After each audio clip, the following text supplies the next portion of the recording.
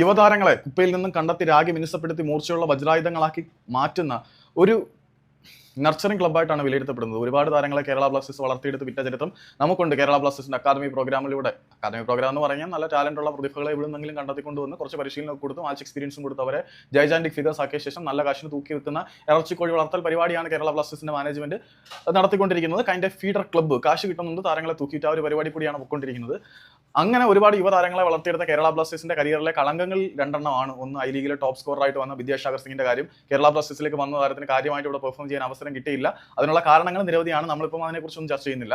പക്ഷേ ഇഷാൻ പണ്ഡിതയുടെ കാര്യത്തിൽ ചില ആളുകൾക്ക് നല്ല ദുഃഖമുണ്ട്. കാരണം മോഹൻ ബഗാൻ സൂപ്പർ ജയൻസിന്റെ പരിശീലകനായിരുന്ന FC ഗോവയുടെ പ്രിയപ്പെട്ട പരിശീലകനായിരുന്ന യുവാൻ ഫെറാൻഡോയുടെ ഏറ്റവും പ്രിയപ്പെട്ട താരങ്ങളിൽ ഒന്നായിരുന്നു ഇഷാൻ പണ്ഡിത. ഫെറാൻഡോയുടെ സൂപ്പർ സബ് എന്ന പേരിൽ ഒരുപാട് പ്രശസ്തനായ താരമാണ് ഇഷാൻ പണ്ഡിത. പക്ഷേ അദ്ദേഹം കേരള ബ്ലാസ്റ്റേഴ്സിലേക്ക് വന്നതിന് ശേഷം അദ്ദേഹത്തിന് കാര്യമായിട്ടുള്ള അവസരങ്ങളൊന്നും കിട്ടിയില്ല എന്നുള്ളത് സത്യമാണ്. അദ്ദേഹത്തിന് ഐ ലീഗ് ക്ലബ്ബായിട്ടുള്ള ഇന്റർ കാശിയിൽ നിന്ന് വളരെ മനോഹരമായിട്ടുള്ള ഒരു ഓഫർ ഉണ്ടായിരുന്നു. ഇന്റർ കാശിക്ക് വേണ്ടി 16 ഗോൾ ഒരു സീസണിൽ അടിച്ചു കഴിഞ്ഞാൽ അദ്ദേഹത്തിനെ അവരുടെ യൂറോപ്യൻ ക്ലബ്ബായ ഇന്റർ സ്കാൾഡസിലേക്ക് വിടാം എന്നൊരു തീരുമാനം ഉണ്ടായിരുന്നു. പക്ഷേ ഇന്റർ സ്കാൾഡസിലേക്ക് പോകാനുള്ള തീരുമാനമൊക്കെ ഉപേക്ഷിച്ച്, അല്ലെങ്കിൽ ആ ഒരു ഓഫർ നിരസിച്ചുകൊണ്ട് കേരള ബ്ലാസ്റ്റേഴ്സിൽ തുടരാനാണ് ഇഷാൻ തീരുമാനിച്ചത്. പക്ഷേ ബ്ലാസ്റ്റേഴ്സിൽ താരത്തിന് അവസരം കിട്ടിയില്ല. അതുകൊണ്ട് താരത്തിന്റെ കരിയർ ബ്ലാസ്റ്റേഴ്സ് നശിപ്പിച്ചു എന്നൊക്കെ പറയുന്നുണ്ട്. പക്ഷേ ഇഞ്ചുറി കൺസേൺ കൊണ്ടാണ് ഇഷാൻ അവസരങ്ങൾ കിട്ടാതിരുന്നത് എന്നൊരു വാദമുണ്ട്. എന്ത് തന്നെയായാലും ഇഷാന്റെ കാര്യത്തിൽ ഞാൻ കൂടുതൽ മെഴുകാനൊന്നും നിൽക്കുന്നില്ല.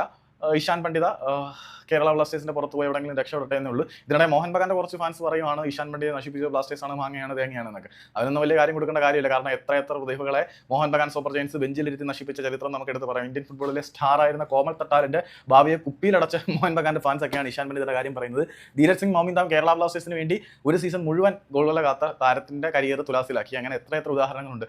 ആ മോഹൻ ബഗാന്റെ ഫാൻസ് ഇഷാന്റെ കരിയർ ബ്ലാസ്റ്റേഴ്സ് തകർത്തു എന്നൊക്കെ പറയുന്നതിനകത്ത് വലിയ കാര്യമൊന്നുമില്ല. മറ്റുള്ളവർ പറയാൻ നമുക്ക് പിന്നെയും പറയാം, പക്ഷേ മോഹൻ ബഗാൻ സൂപ്പർ ജയൻസ് പറയാൻ അർഹതയില്ല.